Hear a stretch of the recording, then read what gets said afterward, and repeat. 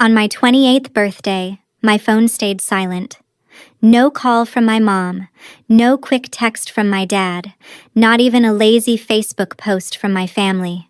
Just another workday in Manhattan, another reminder that in my parents' eyes, I was the responsible one who didn't need attention, praise, or apparently, a happy birthday. By lunchtime, I'd watched my little brother get tagged in a throwback post from my mom about how proud she was of her golden boy, and I realized something ugly. They had ignored my birthday. Again. The first time it happened, I made excuses for them. Busy. Distracted. This time, I was done. I walked out of my office, bonus freshly deposited, and made a decision I knew they wouldn't be able to scroll past. A few hours later, I was standing in front of a brand new Porsche, the kind of car my parents always said was for rich, irresponsible people who didn't understand money. $95,000 of gleaming silver revenge. That night, I parked it in a spot with the city lights behind me, took a photo, and posted it on Facebook with a simple caption about treating myself for my 28th. Within minutes, the likes and comments poured in from friends, co-workers, old classmates congratulating me. From my parents' side of the family feed, there was silence, for about 3 hours. Then my phone lit up with my dad's name. His voice didn't sound proud. It sounded furious. "Where did you get the money for that car? Do you have any idea how reckless this looks? Family meeting tomorrow. 7 p.m. They thought this was about my spending. They had no idea I had been quietly tracking every dollar they funneled into my brother's fake success for years. If you think buying a $95,000 Porsche to get back at your parents sounds insane, wait until you hear what that family meeting turned into and how much their favoritism really ended up costing them. To understand why that phone call hit such a nerve, you have to go back to the last Thanksgiving we spent together. I was 27, working insane hours as a senior financial analyst in Manhattan, making more than my parents ever had, and still somehow I was the boring, stable one in the family.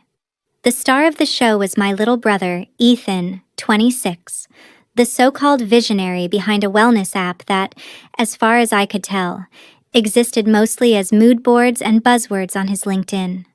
That night, we were all around the dining table, my mom proudly bringing out her turkey, my dad pouring wine, and Ethan walking in with a small 3D printed model and a pitch ready like he was on a startup show. He put this weird plastic sculpture in the middle of the table and called it a representation of balance between tech and mental health.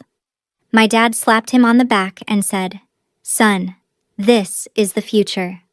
This is what we should be investing in." My mom snapped pictures from every angle and sent them to the family group chat with a caption about how proud she was of her brilliant founder son. When I tried to share that, I had just finished a risk analysis on a $500 million fund that kept my firm from losing millions in a volatile market. My parents nodded politely, asked if office work was tiring, and moved right back to talking about Ethan's vision. That was the first time I felt how deep the favoritism really went.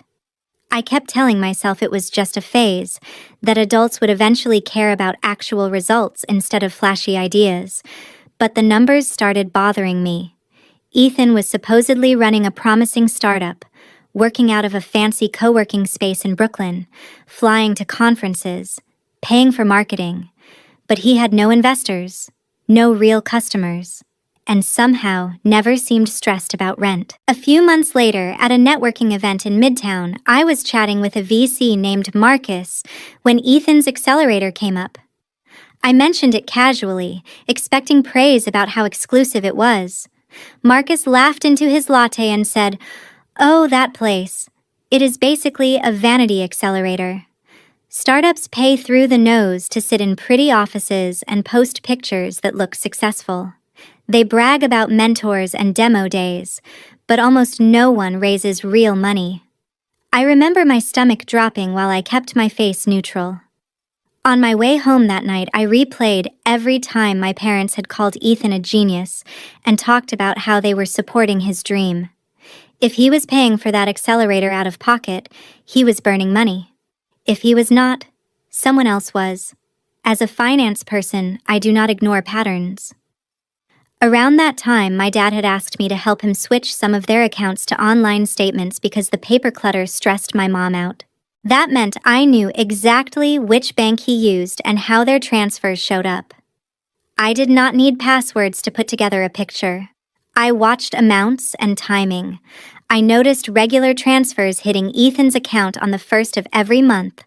Always the same weird number, $2,200. That felt specific, not random. I built a spreadsheet, because of course I did.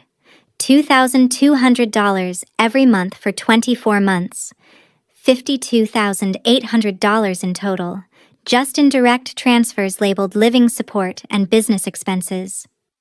Then there was what Ethan bragged about publicly. He posted about his apartment in Brooklyn Heights, the wellness founder lifestyle, the marketing campaigns, the conferences. I did some back-of-the-envelope math on rent in his area, the accelerator fee Marcus mentioned, the trips he took. Roughly $92,000 of family money had gone into this dream in 3 years. $92,000 poured into an app that, from what I could see, had maybe $1,000 in total revenue and no paying users beyond a couple of friends. Meanwhile, 2 years earlier, when I had asked to borrow $20,000 for a down payment on a small apartment in Queens, my parents had told me it was better for my character if I did it alone. They said I was the responsible one, that I didn't need help. I took that, swallowed the hurt, and worked 60-hour weeks until I could afford that down payment myself. Seeing those transfers laid out in neat rows on my screen was like being punched in the chest in slow motion. They had not just forgotten my birthday, they had built an entire financial system around my brother's fantasy and left me completely out of the equation. I did not explode. I did what I always do. I collected data. I documented everything. I built a quiet, airtight case in a folder on my laptop. By the time I bought that Porsche and my dad demanded a family meeting, I already knew exactly how deep their favoritism ran and exactly how much it had cost.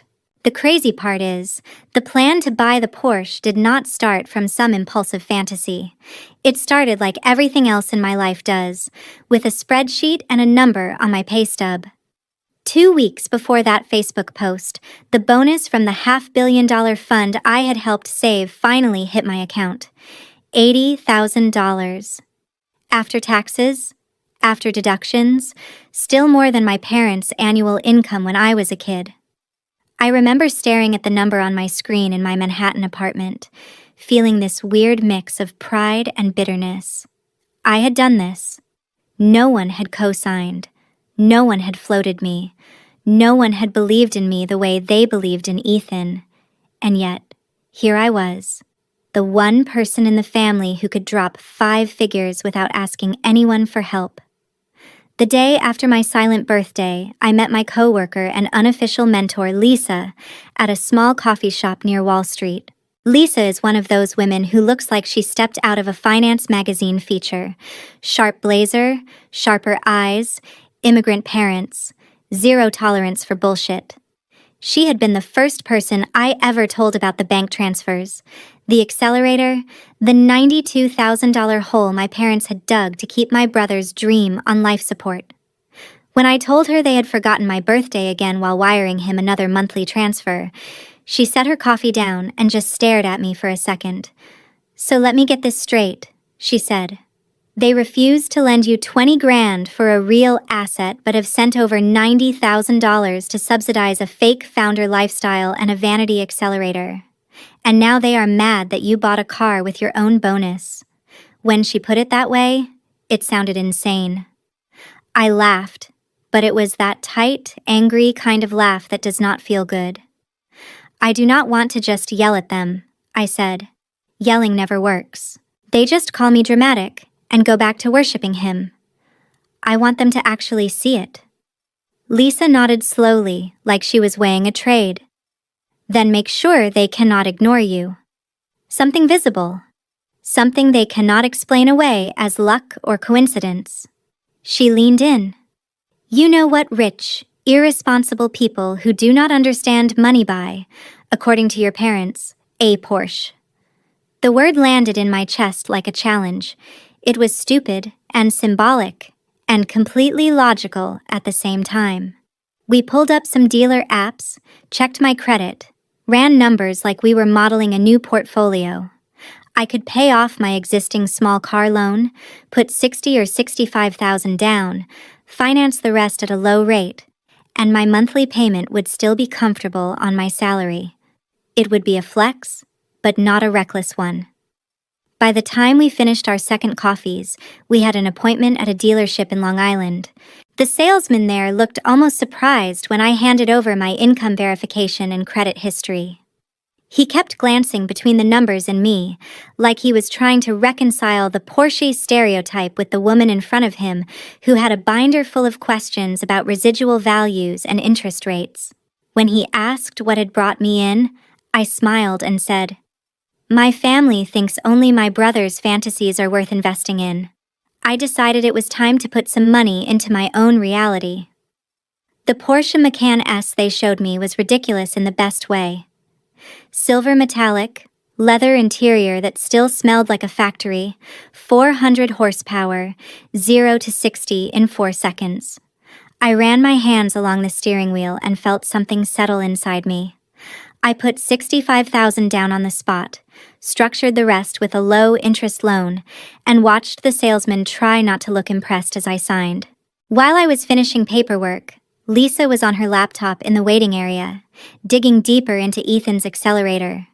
She found complaints on obscure forums from other founders, whispers about aggressive fees, misleading promises, refund refusals. By the time I drove off the lot, she had drafted the outline of a formal complaint to the New York Attorney General and the Department of Consumer Protection. "You are not just buying a car," she told me when I pulled up to the curb to pick her up. "You are drawing a line. They built a fantasy on your parents' money. You built a career with nobody's help.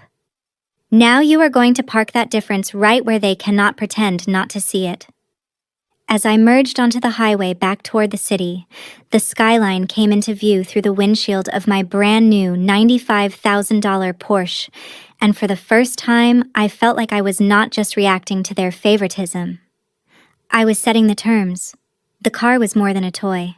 It was the loudest, shiniest financial statement I had ever made, and I knew exactly which audience needed to see it. Lisa and I chose Hudson Yards for the photos because it was New York in one frame, glass towers, the High Line, and the skyline stretching behind us like a screensaver of the life I had built with zero family help. The sun was dropping, reflecting off the silver of the Porsche, and for once I did not feel like I was faking anything. I parked the Macan at an angle that made the badge impossible to miss, stepped out in my work clothes, and leaned against the hood while Lisa backed up with my phone. "Chin up a little," she said. "You did this. Let it show." We took a dozen shots, some serious, some laughing, one where I was looking straight into the camera with this calm, "I know exactly what I am doing" expression that did not feel like a pose. That was the one. On the screen, it looked like a luxury car ad, except the model was a tired finance girl who had spent years being treated like background noise in her own family. I opened Facebook because that was where my parents actually lived online. Instagram felt too young for them. I started typing a caption, backspaced 3 times, then settled on the truth without the drama. "Happy 28th birthday to me," I wrote. Closed out a major fund at work this quarter and used my bonus to buy myself the car I have wanted for years. No sponsors, no investors, just a lot of late nights and spreadsheets. Hit post. For a moment, nothing happened. Then the notification started. Old college friends, coworkers, even my old boss from my first job all piled into the comments. "Proud of you. This is what hard work looks like. That thing is gorgeous."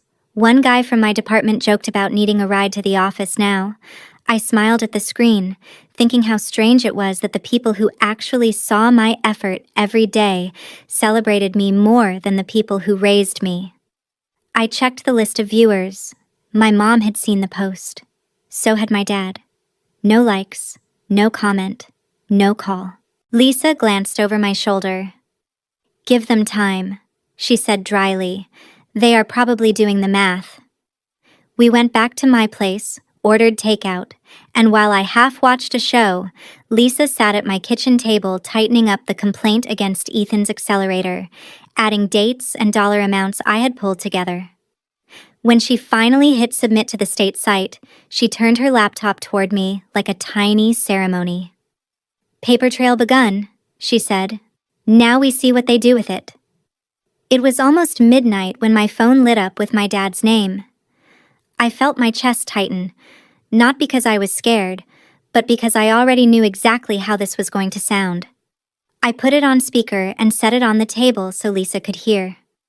"Emily," he said, not bothering with hello, "where did you get the money for that car?" His tone was not curious. It was accusatory, like I had been caught stealing. "From my job," I said calmly. "From the bonus I told you about 3 times that you changed the subject on. It is financed responsibly. I ran numbers for weeks." My mom cut in from the background, her voice high and sharp. "A $95,000 car is not responsible, Emily. Cars lose value the second you drive them off the lot. This is impulsive.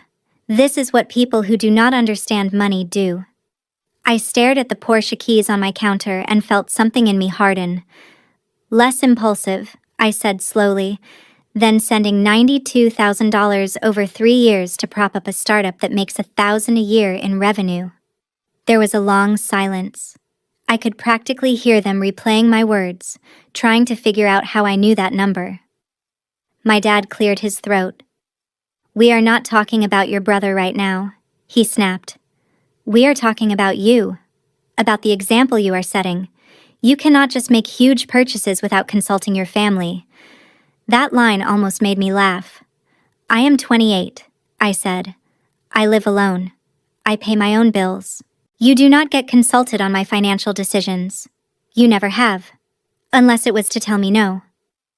Another beat of silence. Then my dad shifted into his control voice, the one he used when I was a teenager. "Family meeting," he said. "Tomorrow, 7 p.m. Your mother and I want you here. This is serious, Emily." I met Lisa's eyes. She raised her brows like, "There it is." I kept my voice even. "Fine," I said. "I will be there. But if we are going to talk about money, we are going to talk about all of it." When I hung up, my hands were steady. There was no shaking, no second-guessing. Outside my window, my $95,000 Porsche sat under the streetlight like a quiet dare. They thought they were dragging me in to scold me for being irresponsible. They had no idea I was walking into that house with a years-long financial autopsy of their favoritism in my bag.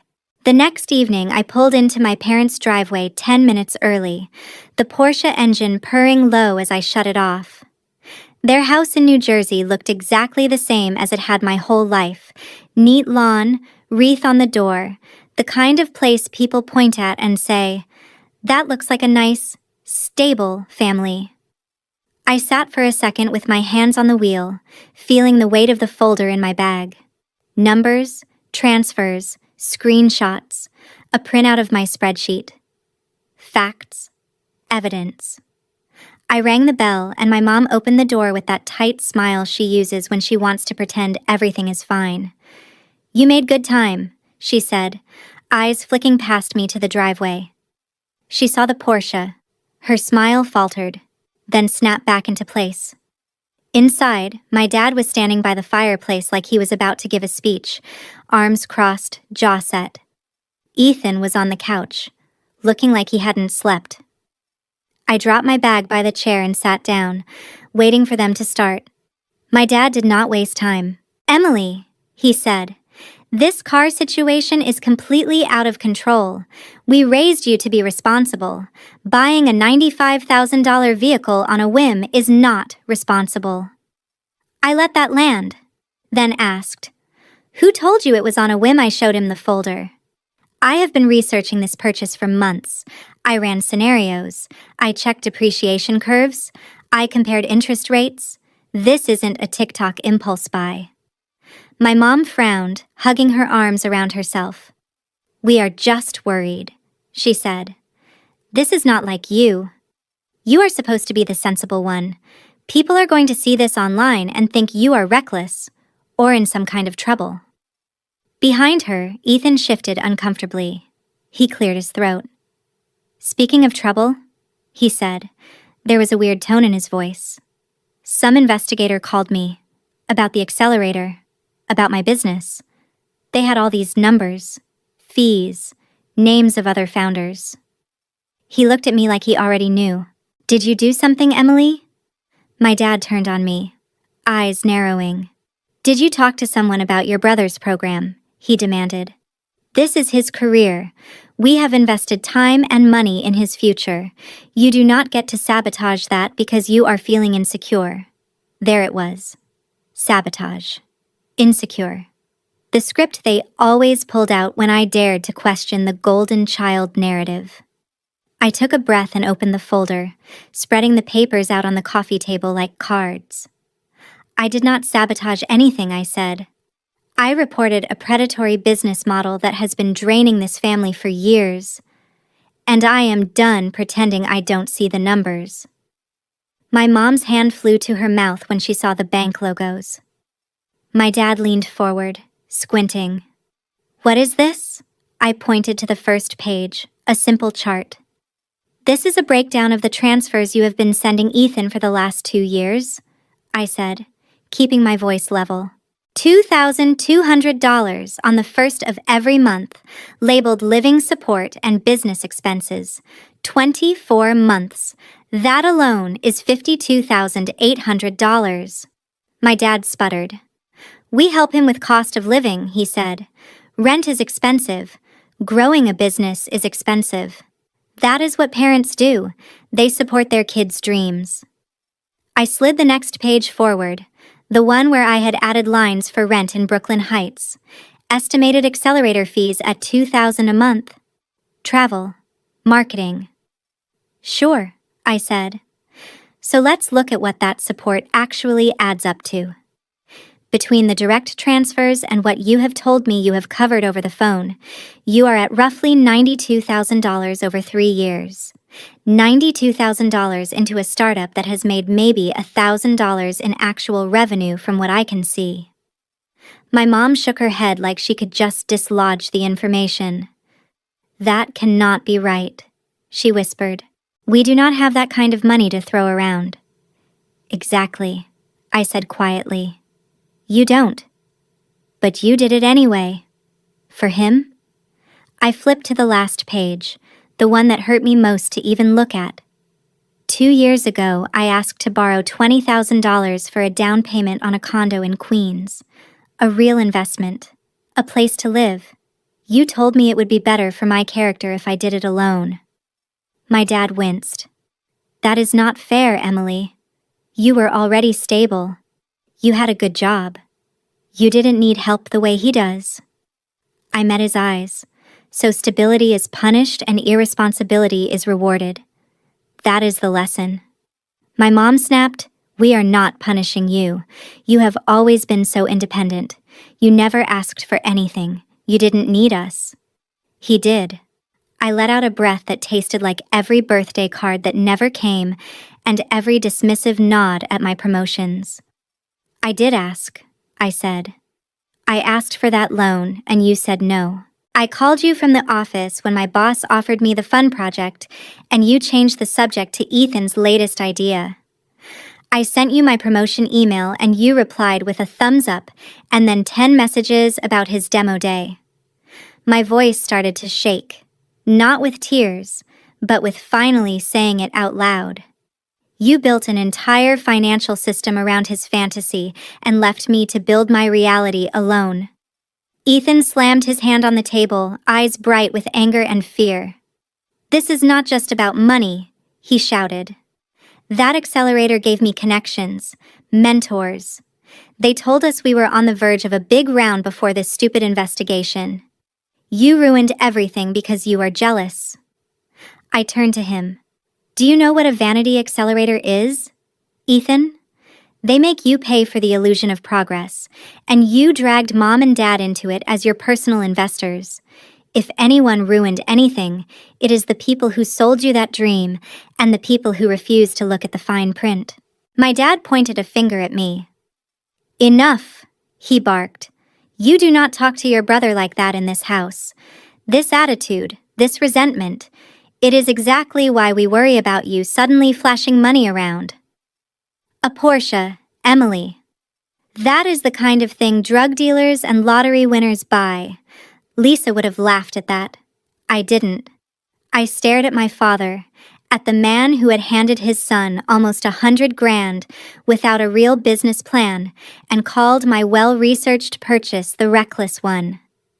I bought that car with money I earned in a career you barely acknowledge, I said. No one co-signed. No one bailed me out. No one sat at a Thanksgiving table and called me the future. You never even asked what that bonus was for. You just saw a price tag online and decided I must have lost my mind. I gathered the papers back into the folder, stacking them neatly.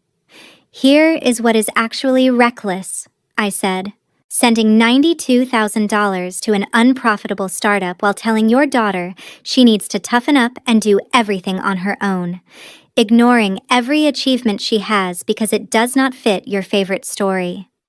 Betting the family's savings on an accelerator that is now under investigation for fraud. The room went very quiet. My mom sank onto the couch. Ethan looked like he might throw up. My dad opened his mouth, then closed it, the way you do when the math finally hits. I slung my bag over my shoulder and stood. You wanted to talk about money? I said. We did. Now you know exactly how much your favoritism costs. I am not here to ask you to fix it. I already learned how to survive without your support.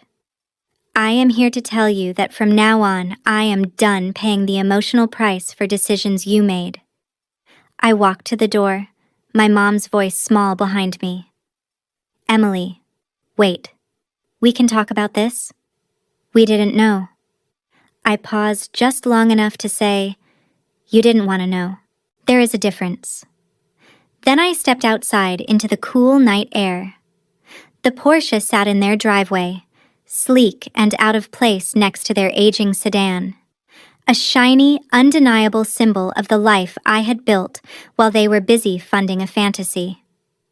As I pulled away, I checked the rearview mirror and saw them standing in the doorway, framed by the warm light of the house that had never really felt like home to me. For the first time, it felt like the roles had shifted. They were the ones left in the dark, and I was the one finally driving my own story. 2 mornings after that blow-up in my parents' living room, I was back at my desk in Manhattan when Lisa showed up at my office door holding her phone like a verdict. Remember that complaint we filed? She said. The state picked it up. Full investigation. She dropped into the chair across from me and started listing it out. The New York Attorney General's office had opened a case on the accelerator, and because some of their locations were technically based in 2 neighboring states, other agencies were now involved. There were already 6 other founders who had filed similar complaints once the first notices went out. Hidden fees, false promises about investor introductions, threats when people tried to leave the program. It was worse than we thought. And my brother, the visionary founder, had been one of their favorite poster children, happily posting pictures and tagging them, bragging about his elite network. That afternoon, during a break between meetings, my phone buzzed with a number I recognized as my parents' house.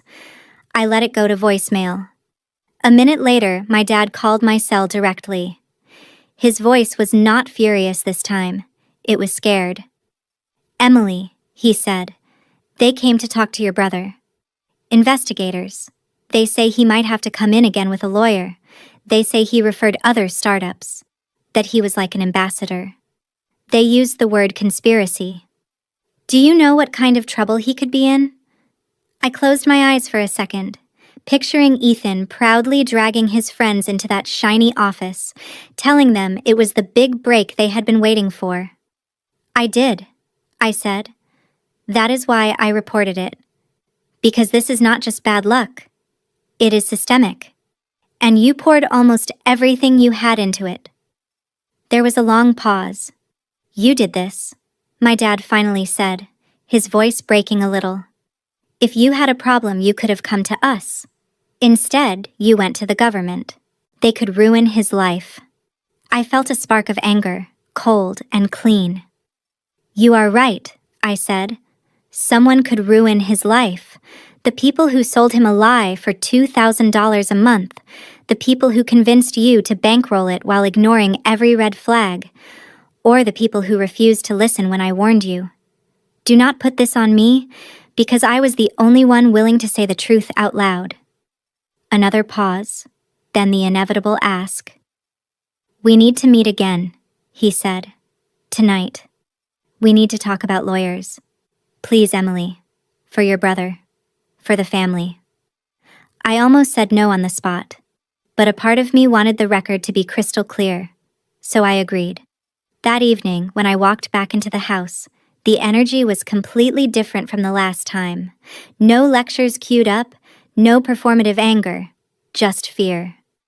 Papers were spread across the dining table, letters from the AG's office, a printout of an email from a white-collar defense firm with a fee estimate circled in red. $50,000 to $70,000. My mom looked 10 years older as she wrung a tissue in her hands. Ethan sat hunched over, eyes red, his hoodie pulled up like it could shield him from reality. My dad gestured for me to sit. "We need your help," he said, skipping the preamble this time. "Ethan might need a lawyer, a good one. You are the only one in this family who has that kind of money. We hate to ask, but this is serious. Jail, serious." My mom sniffed. "Please, Emily, whatever has happened between you two, he is still your brother. You cannot just let him face this alone."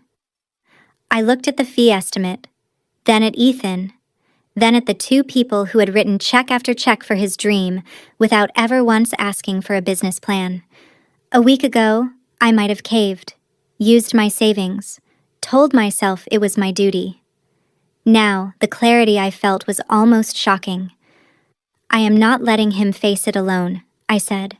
"I already did more to protect this family than anyone else in this room. I flagged a scam before it could drag you even deeper under. I tried to warn you. You ignored me." Ethan glared at me, desperate and furious. "You turned me in," he said. "You destroyed years of work because you are bitter that no one threw you a parade for your spreadsheet job. Do you know how close we were to a big investor?" I leaned forward. "If an investor was going to come, they would have by now. This was never about one big check. It was about an accelerator milking you dry while using you as a recruiting tool. They did not see you as a genius, Ethan. They saw you as a revenue stream." My dad slammed his hand on the table. "Enough blame," he snapped. "The reality is, he needs a lawyer. We need money. We are asking you, as your parents, to help your family. You bought a $95,000 car. You clearly have money. You can do this." My chest went tight at the way he framed it, like my success existed primarily as a safety net for their bad bets. I shook my head slowly. "I worked for that car," I said. "Every dollar. I also worked for the savings I have for my future, for a better place to live, for retirement.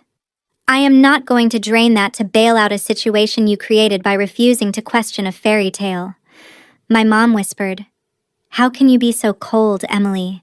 He is your brother." I thought of every time I had been called cold for setting boundaries, every time my calm made them more uncomfortable than my tears ever did. "I am not cold," I said quietly. "I am finally done setting myself on fire to keep this family warm. You chose to gamble on an image. You chose to send him money every month instead of helping me with a down payment that would have actually built equity. You chose to ignore me when I pointed out the problems. Those choices have consequences. You do not get to reroute the bill to me now. Ethan sank back, shaking his head. "They are going to ruin me," he muttered. I looked at him and, for a second, I did feel a flicker of sympathy, not enough to erase everything, but enough to tell the truth. "You are not ruined," I said. "You are being forced to live in reality for the first time. Get a real job. Pay your own rent.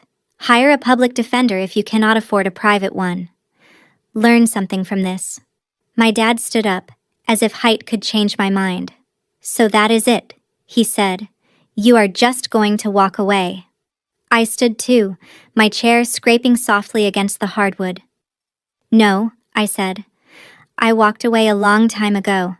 You just did not notice until I parked a Porsche in your driveway." I picked up my bag and glanced at the pile of papers on the table. "You wanted him to be treated like an adult founder," I added. "This is what adulthood looks like. Actions, consequences, accountability." As I left, my mom started to cry in earnest. My dad said my name once, like a question. Ethan stared at the table. Outside, the air felt cooler than it had on my way in. The Porsche started with a low growl, steady and familiar.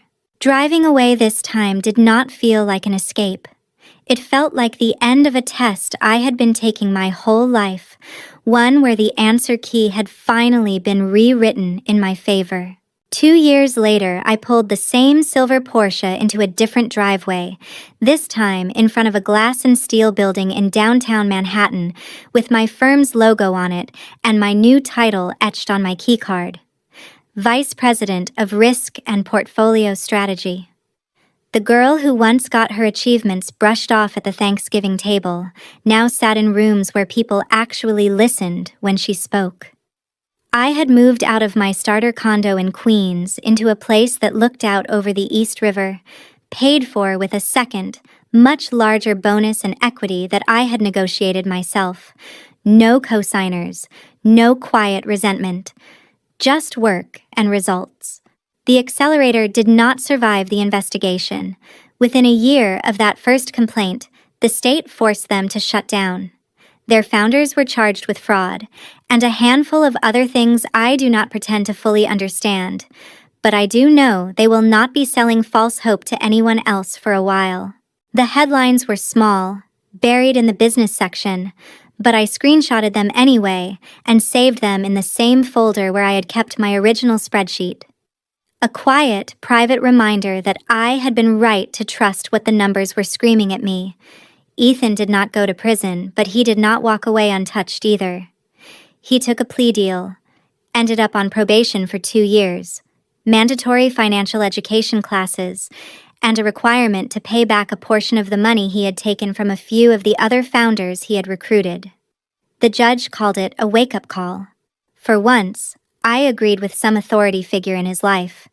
He moved out of Brooklyn Heights into a smaller apartment in a less glamorous part of town and, for the first time since college, got a real job. Not founder, not visionary, not CEO of a LinkedIn bio. Just a junior designer at a small marketing agency, learning how to take feedback and meet deadlines and show up on time. When my mom talks about him now, she does not use the word genius. She says things like, "He is learning," or "He has a lot of growing up to do." My parents took their own hit. Between the lawyer fees, which ended up right around $68,000, and the money they had already poured into the accelerator years before, their retirement timeline got pushed back hard. My dad picked up part-time consulting work. My mom started watching neighbors' kids in the afternoons for extra cash. They do not brag about their investments at family gatherings anymore. When they talk about money, there is a new caution in their voices that did not exist when they were writing checks to support Ethan's dream. Our relationship did not magically heal when the dust settled.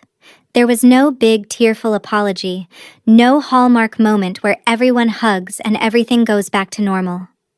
What changed was quieter. They started asking about my work without immediately pivoting to my brother.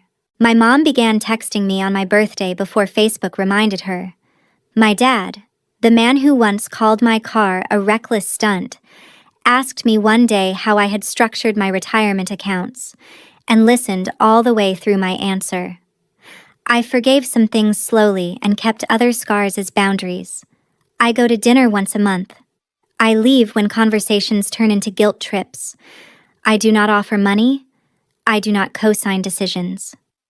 I am polite, even warm sometimes, but the part of me that used to hope they would suddenly see me the way they saw Ethan is gone. That part has been replaced by something sturdier, a kind of self-respect I wish I had found sooner. If there is a lesson in all of this, it is not that you should buy a $95,000 car to get revenge on your family, though I will not lie, parking that Porsche in their driveway was satisfying. It is that favoritism is not just about who gets more attention at dinner. It is a pattern of choices that teaches one child they have to be perfect and invisible, and teaches the other that the rules do not apply to them. It breaks both of you in different ways. I spent years believing that being the strong one meant I had to accept whatever was handed to me and be grateful I could handle it. It took a spreadsheet, an investigation, and a Porsche to learn that being strong can also mean saying no. No to paying for other people's mistakes. No to shrinking yourself so someone else can feel bigger. No to families who only call it love when you are useful. If you have ever been the invisible child, the one they relied on but never really saw, I hope you hear this clearly. You are allowed to set boundaries. You are allowed to walk away from roles that hurt you. And you do not owe anyone, not even your family, your lifetime of emotional and financial labor, just because they decided your stability made you less deserving of support.